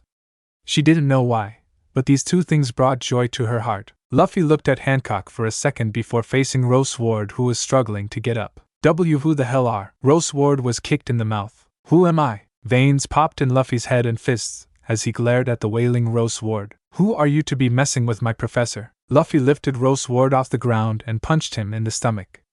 He then hit him in the face before kicking him in the nuts. Rose Ward wailed in pain as tears flowed from his eyes. Luffy grabbed him by his hair and made Rose Ward look him in the eye. "We're going to report you to the police. I don't know how that will go since I find all that stuff too complicated. However, if they let you go and you come back to harass Hancock." Luffy's enraged face reflected in Roseward's eyes. "There's a hole in the forest near here next to a triangular boulder. That's where I'll bury you." "Eck!" Roseward shrieked and tried to break free. Hancock's body flinched. Luffy threw Roseward at her feet. She looked at Luffy in shock before looking back at Roseward. Seeing him squirm at her feet caused something to form within. Anger. "I can't believe I let such a pathetic thing destroy my life." She clenched her fists. "And I was about to let him do it again." Roseward looked up at her. "Hancock." Something snapped. "Don't call my ing name." She kicked him under the jaw so hard his body flew into another car. "Ha! Ha! Ha!" She breathed heavily as she stared at his unconscious body. Tears built up in her eyes, but none flowed. She was done shedding tears because of him. Luffy watched her with a small smile from the side before he made a call. "Yeah, Grandpa." The following days to come were peaceful. Roseward was arrested and was being investigated for his previous crimes thanks to Garp's connections. Luffy had still attended Hancock's lessons, but he returned to his carefree behavior. "I realized I made you upset, so I wanted to make it up to you by studying and taking your class seriously. But I couldn't understand anything." Luffy grinned while he spoke to Hancock the day after the attack. "So I gave up. I was going to ask you how I did on my assignment yesterday after I spotted you while I was training. I just wanted to see how badly I did." He laughed for a bit before stopping. "That's when I spotted that creep stalking you. I followed behind, and by the time I reached the parking lot he pulled a knife. I see." "Thank you." Hancock smiled at Luffy. "No prob." Luffy had returned to his carefree self. However, there was still one thing he took seriously. "Professor Boa, how about some coffee summit?" "Stop bothering her." Luffy appeared behind a male student who was talking to Hancock. "Huh? Who are you to tell me?" Luffy said. "Stop." The student his head to see a group, headed by a green-haired student glaring at him. He looked at all of them before backing away. Luffy made sure he left before waving at Hancock. "Later, Hancock." "Yeah, later." Hancock waved back and Luffy and his crew left. Hancock slowly brought her hand down and stood in silence for a bit. "Later." Luffy's face flashed in her mind, and her face became hot. "No, no, no." She shook her head to dispel the thoughts. "I'm his professor, and he's my student. Nothing can happen between us." She packed her things. "At least not until he graduates." She smiled and swung her bag over her shoulder before exiting the classroom. On an unknown island on the Grand Line. Wait! Usopp was running for his life, screaming at the top of his lungs. Gum gum. Behind him was a pair of gigantic hands stretching into the distance. "Time out, Luffy!" Gigant Bazooka. The giant palms flew at Usopp with lightning speed. Usopp desperately dove out of the way. The ground trembled as the palms dug up the earth, tearing down some trees in the process. Usopp looked at the freshly formed trench with his jaw hitting the floor. He looked at Luffy with flames of rage burning in his eyes. "What the hell, Luffy? Were you trying to kill me?" "No, I was trying to win the sumo match. By ending my life? We tried to warn you." On the side on were Frankie and the rest of the Straw Hats. Frankie shook his head. Luffy was acting strange, and then he suddenly asked for a match. My danger senses picked up on it a mile away. I knew he was acting strange, that's why I thought I could beat him. And you almost died, the great Usopp killed by his captain. A fitting death for a war hero, don't you think? Yo-ho-ho-ho. Shut up, Brook. Hey, Usopp. Let's start round already, Luffy shouted. Like hell I would, Usopp shouted back. Coward, what was that, you stretchy? Calm down, Usopp. He's just trying to provoke you. Chopper and Sanji held Usopp back while Luffy idly kicked a stone, ignoring him. Hey, Luffy. What's wrong with you today? Nami approached him. Luffy stared at the ground and remained silent. Nami frowned. I see, suit yourself. Sanji, I want a smoothie. Right away, my beautiful goddess. She walked away and Luffy kept staring at the ground. After a few steps, she stopped. She clenched her fists tightly. Arg! She marched back to him and hit him in the head. Come on, spit it out. You're beginning to piss me off. Yeah. Get him, Nami! Usopp cheered as Nami shook Luffy. Huh? What did you say, Hancock? Hancock? Did something happen to Hancock? Luffy looked away from Nami and mumbled. We had a fight. Nami released him. You guys had a fight? Luffy nodded. And that's why you're acting strange? He nodded again and Nami sighed. Wait, you bastard! Usopp ran up and grabbed Luffy by the collar. Does that mean you came here to take out your marital issues on us? Is that why I almost died? Luffy looked away. He and Luffy started fighting on the ground. This is stupid, Zoro mumbled. I agree. Nami walked away while Robin and Jim approached. So the lovebirds finally had their first fight? Jim was smiling. It's the first time I've seen Luffy sulk like this.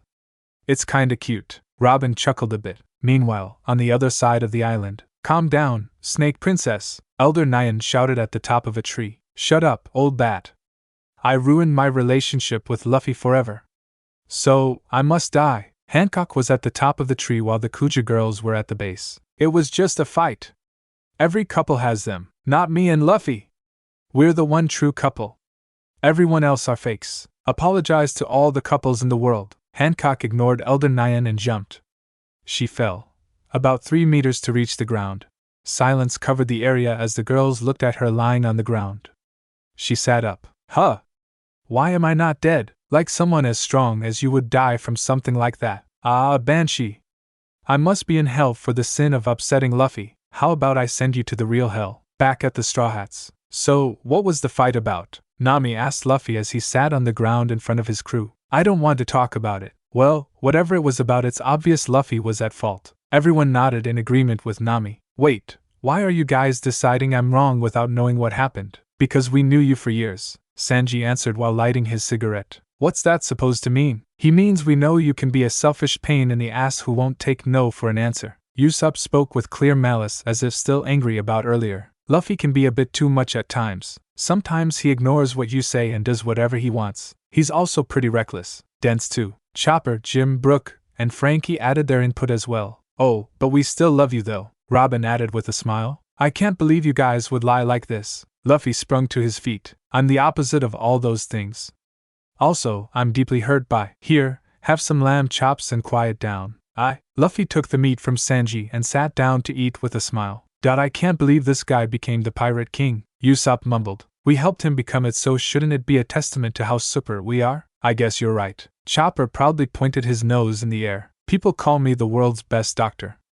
Although, it doesn't make me happy, you bastards. Let me stop you there. Sanji stepped and pointed at himself. All of your dreams pale in comparison to what I've achieved. He spun and kneeled in front of Nami. I became the history's greatest navigator's husband, personal slave. Sanji started cheering while throwing rose petals at Nami's feet. History's greatest simp, Zoro scoffed. Huh? Sanji popped up in front of him. Did Mr. Single say something just now? I had no interest in romance, so I'm single by choice. Zoro looked at Sanji in disgust. At least I didn't stoop to buying my wife. I didn't buy my wife, Sanji shouted back. Oh, Sanji? This month's wife fee. Here, my sweet. Sanji kneeled in front of Nami and presented a suitcase filled with money. Nami took it and started counting. How is he able to scrape up 0 million berries every month? Jim spoke with a puzzled face. He cashed in on his bounty. Chopper spoke with a happy tone. He had Usopp disguised and handed him over to the Navy and collected his billion-berry bounty. After he was sent to Impel Down, he escaped and came back. Chopper, SHHH. Usopp looked around in horror. If Kaya hears I did something that dangerous after I promised not anymore, I'm finished. He sighed in relief after checking his surroundings using hockey.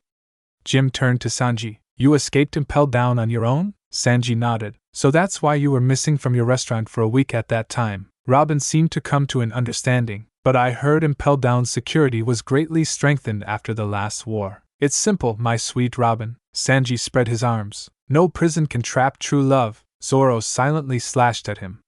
Sanji evaded it. What the hell was that for? Ah, my bad. Those words just assaulted my ears, so my body reacted. I see. Sanji's leg ignited. This is how my body reacts. The two continued a war as old as time. You know, Nami. While slashes and kicks were being thrown, Robin approached Nami. If you just let Sanji know that you would have married him even if he didn't offer you money, those two would fight a bit less. Nah, Sanji would let it go to his head. Nami continued counting her money as her eyes turned into money signs. Besides, who am I to reject his affections? Money? She stopped counting for a bit. Also, Sanji is already aware. I mean, that man can see through the lies of women, but chooses to ignore them out of respect. She smiled. He already knows my heart. Robin looked at her for a bit before wearing a small smile. I see. Then it's all right. Meanwhile, Hancock, heaven strike down this foolish sinner, for I have wasted the gift you have bestowed upon me. She was on a cliff shouting at the heavens. Elder Nyan, shouldn't we grab her before she jumps? Sandersonia asked. She and the rest of the girls were watching Hancock's breakdown. Let her be. She won't do it. Are you sure? Marigold asked as she watched Hancock kneel in prayer at the edge of the cliff. She won't jump for 2 reasons. Elder Nyan left a finger. She knows it would break Luffy's heart, and that's the last thing she wants to do. She lifted another finger. It wouldn't kill her even if she did. I mean, we're talking about the Boa Hancock here. Jumping off a cliff wouldn't even break a bone, much less kill her. You have a point. Elder Nyan nodded. She's just being dramatic. Let's just leave her to dwell in pity and go eat at Sanji's restaurant.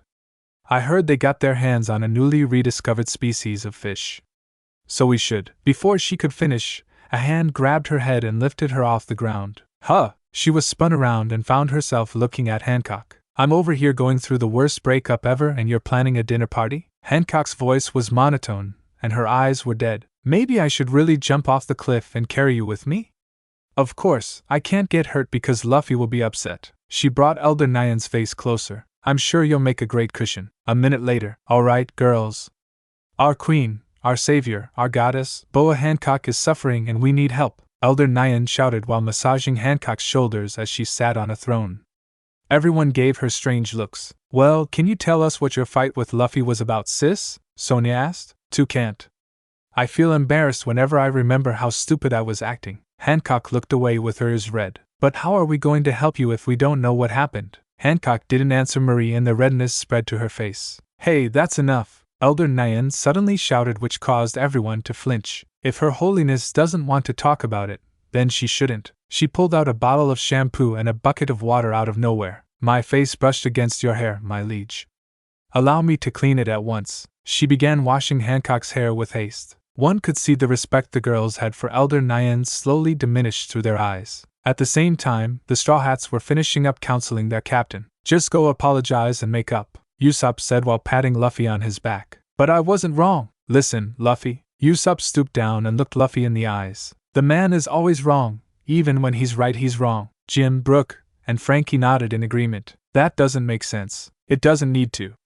As long as it stops the fighting, who's wrong or right doesn't matter. I don't completely agree with everything Usopp said, but he has a point. Nami spoke up while dragging Sanji away from Zoro. No matter what it is, it's not worth you two being angry with each other. She threw Sanji to the side and walked up to Luffy. Luffy, would you feel good going to sleep knowing you and Hancock are still angry at each other? Luffy shook his head without hesitation. I would feel like crap. Then, how would you feel if something happened and the last time you two talked was when you were fighting? Luffy's face was overcast with emotions as he looked towards the ground. I would never forgive myself. Right, Nami smiled. Go talk to your wife. Luffy looked at her and jumped to his feet with a smile. I'll do that. He started running. Thanks for the help, guys. Everyone watched as he departed with haste. As expected of my wife, Sanji held Nami's hand and placed on it. A woman who can solve any problem. Nami smiled for a second before stretching her hand. That's touching an ing.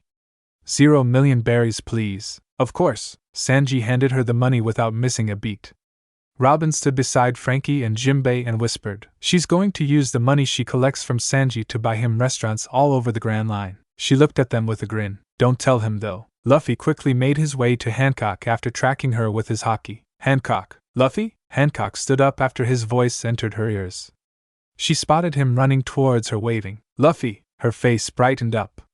Luffy leapt, and she caught him in her arms. Hancock, I don't want to fight anymore. Hancock's eyes became watery. Me neither. It hurts my heart so much. She hugged him as hard as she could. Luffy, let's make up. Luffy nodded. Yeah. He wrapped his arms around her and laughed. They made up. Elder Nyan and others watched the two as they embraced each other with all of their hearts. Alright, this means I get to live. Elder Nyan started grinning. Alright, girls. Let's leave the lovebirds and go eat. Oh, the Kuja girls cheered as they walked away, leaving the couple alone. I wonder what they fought about in the first place, Marguerite mumbled. Forget it, they made up and that's all that matters. I guess you're right. Left alone, Luffy and Hancock broke their embrace but held hands. Do you want to go for a walk, Hancock? Yes. The two walked closely together, occasionally exchanging ES along the way. An unnamed island on the Grand Line. This island was where the Straw Hats and their allies would spend time together after Luffy became Pirate King and won the final war against the world government. This island's only season was spring and was covered with colorful fauna which naturally attracted numerous wildlife. On this vibrant island, a dark and sinister event was underway. O gods from forgotten times, I call upon thee. Sanji lifted his hands towards the ceiling and shouted. He was in a dark room where the only source of light was sticks of candles placed around the room.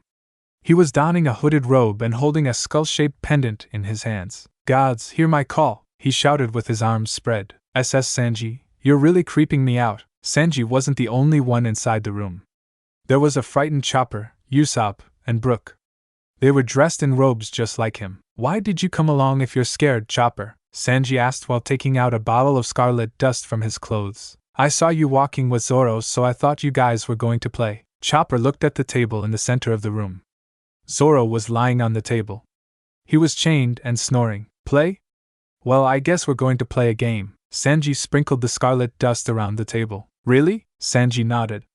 Chopper sighed in relief. What, so you were just playing? Sanji nodded again after drawing a circle around the table with the scarlet dust. We're going to play Summon the Old Ones. He took out a knife. Oh, so we're summoning grandpas and grandmas? You can say that. He rubbed his fingertip on the knife as the blade had a bloody gleam. Brook, this is all your fault. Usopp screamed at Brook. Huh?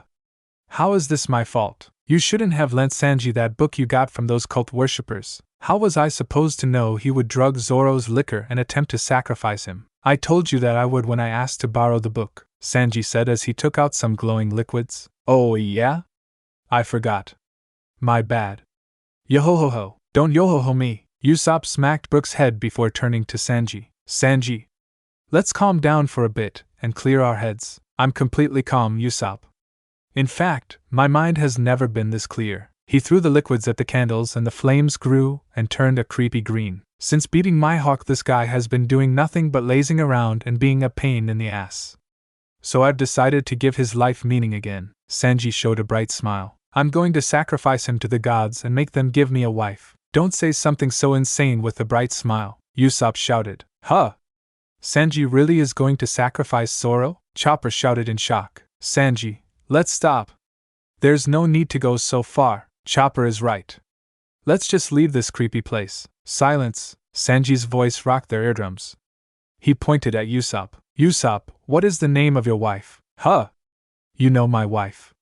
What are you? Just answer me. Kaya. Sanji nodded and pointed at Chopper. What's the name of the reindeer mink you've been spending so much time with lately? Milky. Chopper started wiggling out of delight. See?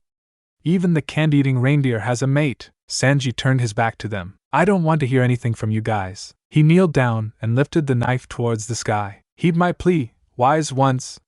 Exchange the miserable life on the table for a beautiful woman to be my wife. He closed his eyes and stood up. It's time. He approached the table. I didn't want to do this. Usopp stepped forward. What if the gods grant your wish by turning Zoro into your wife? Sanji froze. Hell nah. He dropped the knife and walked over to a wall and flipped a light switch. After the room was illuminated, he walked around the room blowing out all the candles. After he was finished, he looked up at the sky. Never mind. He threw off his robes. It's almost time for lunch. How about some buffalo burgers? Oh, that sounds great. Usopp followed behind Sanji. Burgers. Burgers. Burgers. Chopper and Brook chanted as they did the same. Only a snoring Zoro left in the room. So that's what happened. A few hours later, Usopp recounted what happened to the male members of the crew minus Zoro. Using black magic to get a wife is new. Jinbei mumbled. It's super creepy, but I respect it. Frankie laughed. I didn't know Sanji wanted a wife that badly. Luffy laughed as well.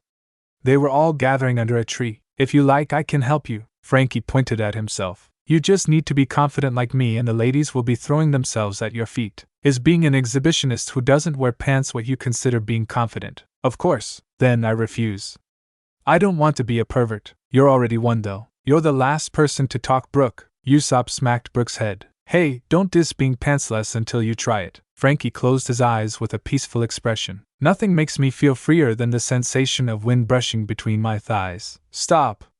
Stop! Sanji shouted before holding his mouth. I almost threw up imagining it. Luffy burst out laughing before looking at Sanji. Do you want me to help you then, Sanji? You! Sanji's face distorted beyond recognition as he couldn't look more disgusted. Wait, Sanji. I understand how you feel, but think about it. Usopp whispered in Sanji's ear. Think about all the women who's around Luffy. Think about all the princesses he's friends with. Multiple faces flashed in Sanji's mind. But wait, they most likely view him as a good friend. Usopp nodded. True, but it's still proof women love being around him. I mean, he's technically the king of a tribe of women. Also, Usopp turned Sanji's head to look at Luffy's finger. There was a silver ring with a snake engraved on it. Remember who his wife is. The face of the world's most beautiful woman flashed in his mind. Master, Sanji kneeled before Luffy. This unworthy student awaits your lessons. This guy doesn't have an ounce of pride outside cooking. Usopp mumbled. We're here, Luffy shouted as he and Sanji stood outside a straw hat-shaped house. Sanji straightened his tie and gulped while looking at the house. Luffy pushed the door open. Hancock, I'm home. Before he could enter, a figure flew out of the house and embraced him. Welcome back, Luffy. Hancock held Luffy tightly, resting his head on her chest. Luffy returned the hug and lifted her off the ground. I'm back, Hancock. He spun her around a bit before putting her down. Did you have fun with your friends? Luffy nodded. Oh, speaking of. He turned to Sanji, who wore a face of envy until Hancock's eyes landed on him. Sanji wants advice from us about relationships and whatnot. He does. Sanji bowed to Hancock. Good day, Hancock. I was mesmerized by the pure love that blossomed between you and Luffy and admittedly became a bit jealous. So I'm seeking my own version of what you two have. I would be grateful if you helped me. My, Hancock held her face. Our love is the greatest, isn't it? I've never seen anything like it. Hancock nodded. All right, Luffy. Let's help him. Luffy nodded. Sanji straightened his body with a small smile. At this point, I got to use everything I can, he shouted in his head. So you said you want a wife? They moved into Luffy and Hancock's home and were sitting in the living room. Luffy and Hancock sat together while Sanji sat across from them. Yes, Sanji answered while looking around. There were an abnormal number of pictures of Luffy and Hancock hung on the walls. It made him feel as if he was being watched by the two. But Sanji, from what I've seen, you're quite the playboy. You chase women whenever you see them. That is merely a misunderstanding, Hancock. Sanji placed his hand over his heart. I'm a gentleman. It's my duty to make all the women of the world smile. I don't chase them. I only seek to brighten their day. I see. Hancock's face was full of doubts. Then, did you pick someone you want to be your wife? Someone you wish to seriously pursue? Of course. Nami, right? Luffy spoke up. Sanji nodded. I love all women, but for me Nami is special. A small smile appeared on his face as he looked at the ground. It's not just about her face or body. Her heart is also beautiful. She's kind, loving, smart, and determined. She might get scared easily, but she's actually one of the bravest persons I know. He looked up with a smile overflowing with love. To me, Nami is the ideal woman. Hancock looked at Sanji in silence for a bit. She observed his expression and body language. Suddenly, her image overlapped with his. She smiled and opened her mouth to speak, but Nami really is great, isn't she? Luffy spoke before her. Hancock's neck turned with enough force to break it. Luffy, what do you mean by that? Nothing really. I'm just saying Nami is great. Hancock turned her body to face him. Great? Yeah. Luffy nodded nonchalantly. Then, do you love her? Luffy paused for a bit before nodding. I do. Ah? Hancock fainted and became limp. Hancock, are you okay? Luffy held her noodle-like body. Luffy loves another woman. The color started draining from Hancock's body as she spoke with a weak voice. Don't worry, Hancock. Luffy didn't mean it the way you thought. Sanji spoke up. Luffy, do you love Nami? I do. Hancock let out an anguished moan and was reduced to a rough sketch. As a lover or family? Family. Some color returned to Hancock as she was now 0p. Then would you hug her? I would hug her. Hancock became line art. But I wouldn't her. She became 0p. Why? Because I don't see her that way. Hancock reached 0p. Then if you had to choose to marry Hancock or Nami, who would you pick? Hancock. Because she's the only one I want to marry. Hancock upgraded to K and sprung to life. Luffy, I love you too. She embraced Luffy and started showering him with the S. Sanji sighed. I came here for advice and I somehow ended up saving their marriage. He mumbled as he face-bombed. Alright. Hancock released Luffy and stood up. I have some plans we can use to make Nami fall in love with you. She walked over to a chest and took a book out of it. This contains all of the plans and schemes I used to make Luffy fall in love with me. She threw it at Sanji and he caught it. We're going to use those schemes to make Nami yours. Sanji started skimming through the book. His eyes widened as he read the contents. You did a lot. It was hard work, but I got my prize. Hancock spoke with a proud voice. Sanji continued to read until a hand grabbed the book. The book was pulled from his hands and handed back to Hancock. What's the big deal, Luffy? Sanji glared at Luffy. You don't need plans. Luffy yawned and leaned back in his seat. Just be yourself and you'll be fine. What are you talking about? I've been myself and I'm still. You're a great guy, Sanji. Luffy cut him off. You might act funny sometimes, but you're a great guy. Nami knows this. Then what are you saying?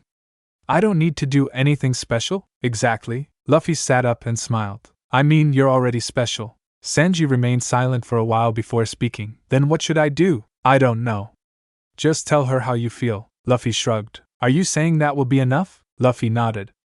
Sanji looked at him for a while before walking out. Thanks, Hancock. I have to go. Alright. Sanji left without saying anything more to Luffy. Is that okay, Luffy? He'll be fine.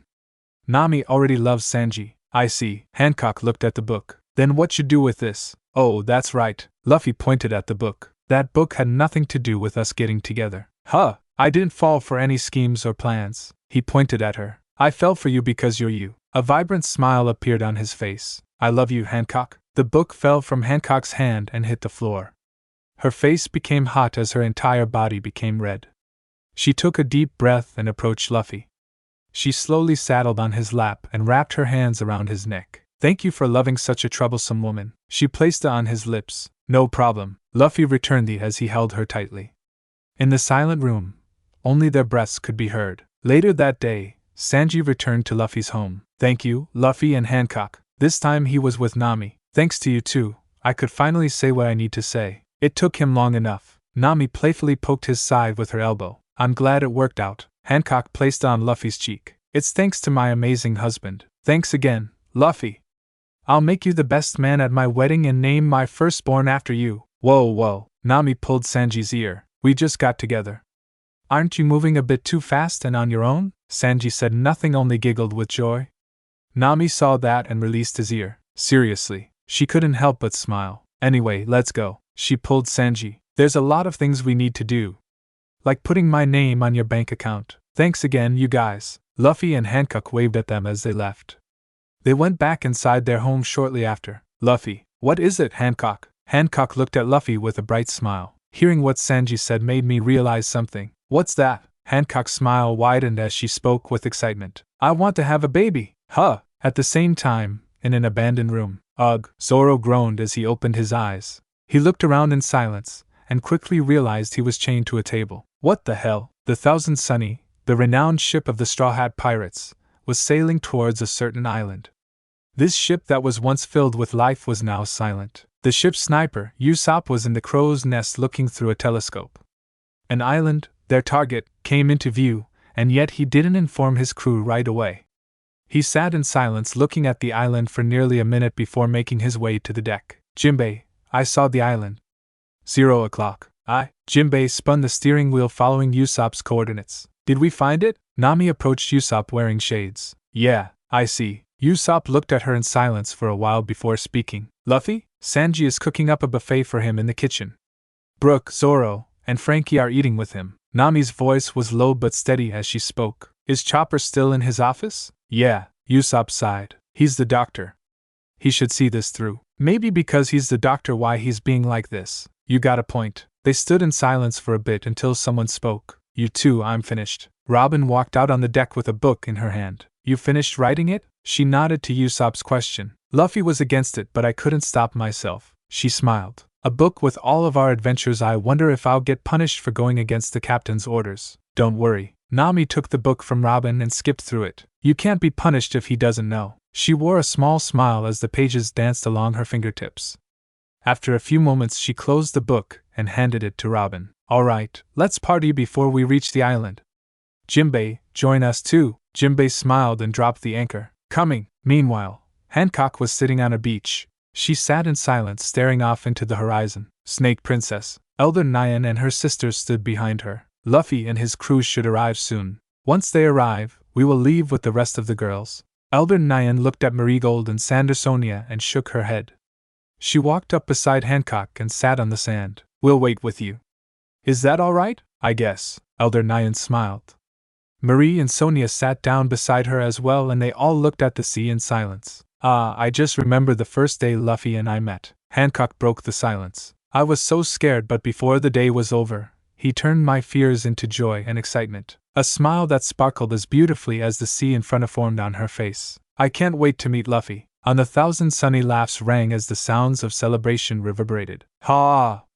Sanji, more food, Luffy shouted while munching on a piece of meat. There's none left, you ate it all. Sanji leaned on a wall and lit his cigarette. We have to catch fish to eat on our way back. I see. Luffy swallowed the meat and grabbed Chopper, who was happily dancing. I guess the time has come. Emergency food supply. Oh! Chopper let out a horrified scream and tried to break free. Luffy, let him go.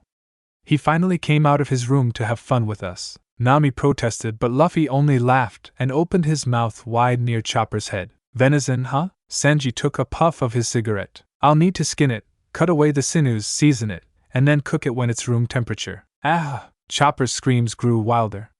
He transformed into his human form and broke free from Luffy. I'm not food! Luffy burst out laughing while Sanji chuckled a bit. I'm sorry, Chopper.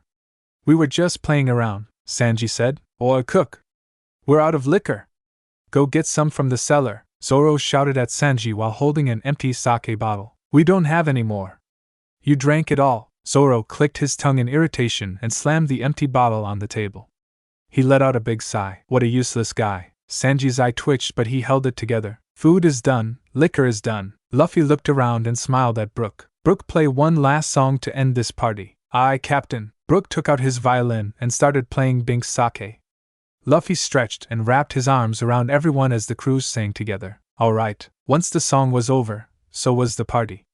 Luffy stood on Sunny's figurehead wearing a huge grin. Set sail. Aye, Captain. The anchor was lifted and the ship resumed its journey. Back on the island, Hancock's group was still looking out at the ocean when they spotted a ship approaching. Hancock sprung to her feet. Luffy, she smiled as she watched the ship inch closer. After some time, the ship reached the shores. Hey, Hancock. Luffy happily waved at Hancock while standing on Sunny's figurehead. Hancock waved back, smiling ear to ear. Luffy turned and faced his crew. He looked into their eyes one by one and grinned. All right, this is where our adventure ends. Chopper turned away while Usopp patted him on the back. I'm not the type to do drawn-out speeches, so let me say this. He showed them a thumbs up. It was fun! Frankie and Brook burst out bawling. Usopp dragged his hat down to hide his expression. Jinbei and Zoro stood with stoic expressions, while Robin silently placed a hand on Nami's trembling shoulder, causing her body to flinch. Sanji just silently smoked while looking at the sky. Luffy laughed wholeheartedly after seeing their reactions. He stopped after a dozen seconds and his eyes slowly scanned the ship. Finally, they stopped on his Jolly Roger that danced proudly with the wind. It was a lot of fun. He brought his gaze back to his crew, his friends, and his family. He showed one last smile before turning away. See ya. He leapt off the ship and landed on the beach. The crew moved in unison as if to chase after him. They stopped at the bow of the ship and watched as he walked towards Hancock's group. Luffy! Nami shouted and he stopped. Luffy lifted both fists in the air and took a deep breath. I became king of the pirates. His voice thundered and pounded in everyone's ear.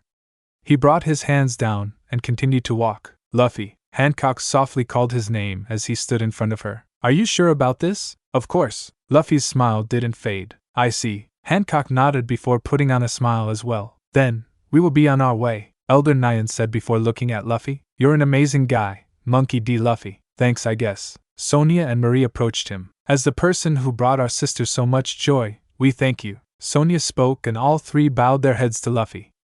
They lifted their heads and hugged Hancock. We'll see you later. Hancock nodded and the three walked away. Bye-bye, Granny. Bye-bye, Boa sisters. Luffy waved at them as they left. Meanwhile, The Thousand Sunny turned around and started to sail away from the island. Luffy didn't look back and kept facing Hancock. However, she couldn't help but see the sadness oozing from the ship, the loneliness that its departure displayed.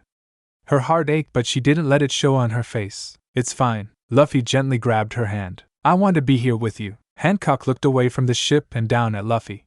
She smiled and nodded. "All right, let's go for a walk." He dragged her along as he ventured into the island through a sea of trees. "I heard that this island hasn't been discovered yet by the world government, so I had to come check it out." He looked back at her. "With you, of course." Hancock sped up and walked side by side with him. "Let's check this place out." Luffy nodded. The two ventured into the island and their eyes peeled open at the sight that appeared before them.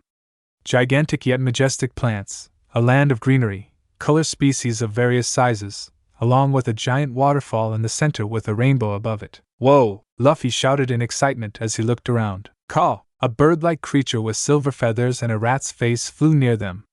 Luffy stretched his arm and wrapped it around the creature.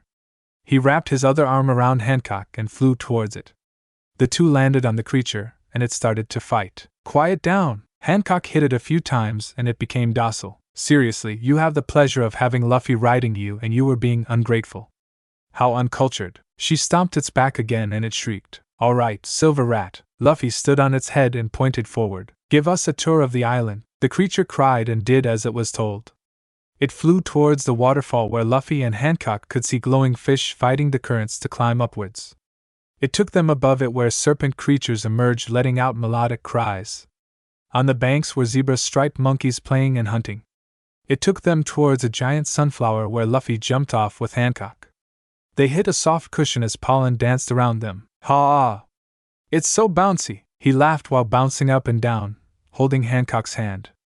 Hancock smiled and pulled him closer. She looked into his eyes and locked lips. They slowly stopped bouncing as they held each other tight. They continued until they fell to their knees. They strengthened their grip around the other as if trying to fuse together. Soon, they stopped holding each other and started rubbing their hands across the other's body while still locking lips. As their desire grew, the two became more aggressive until they melted into one. Hours later, Hancock and Luffy were walking holding hands. They admired the island's scenery and occasionally played with the wildlife. It was as if the world was for them alone. "I knew this place would be fun." Luffy wore a satisfied grin as he turned to Hancock. "What about you? Did you enjoy yourself?" Hancock nodded. "I would enjoy even the pits of hell if you were by my side." "I feel the same." Luffy started humming as they walked. Hancock closed her eyes and listened to his tone, trusting him to guide her as he always has done. Memories of her times with Luffy started flooding in her mind. From the first time they met, to the battles they fought together, to the day to confirm their love for each other. All the memories that seeped into her soul had granted her peace. That peace was interrupted by a rusty smell.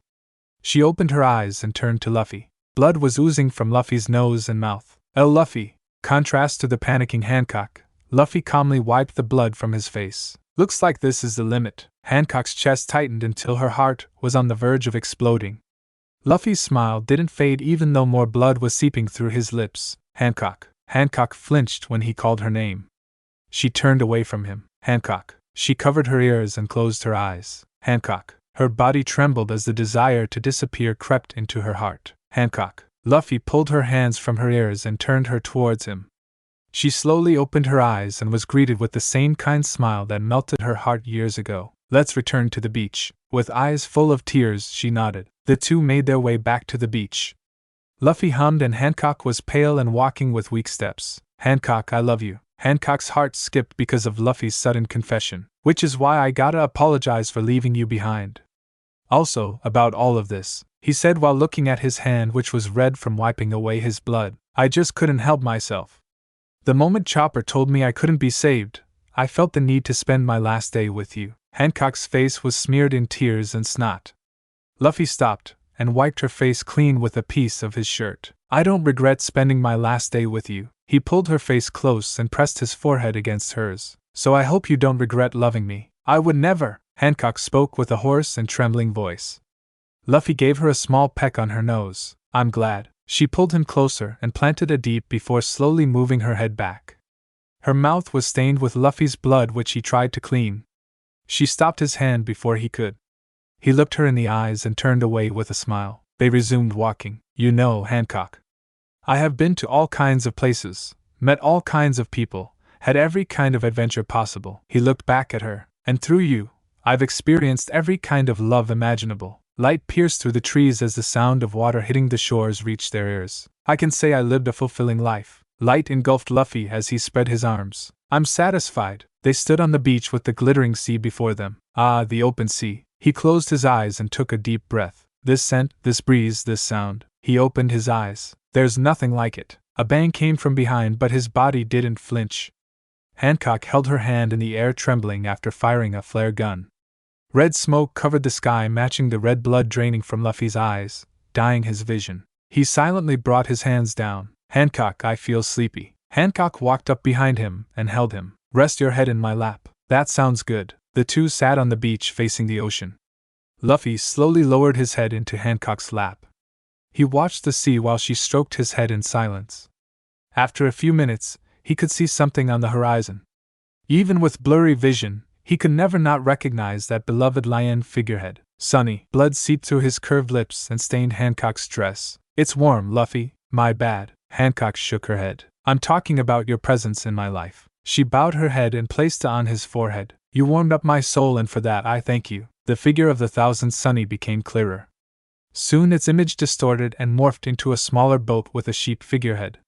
Luffy's smile grew warmer. Did you come for me, Mary? A harmonious tone came from the boat which caused Luffy's body to relax. I see. Alright, let's go. One last bon voyage. His eyelids slowly closed as his vision darkened. Let's go. Together. Hancock continued to stroke his hair in silence. She stroked it gently with care. When a droplet hit it, she wiped it away. She repeated this in silence, continuously wiping her tears from Luffy's corpse. Dutifully and without break. She continued to care for her beloved as that was her duty, as the woman he loved. It was her right as the lover of the late Pirate King, Monkey D. Luffy. Thanks for watching this video. You really enjoy this video.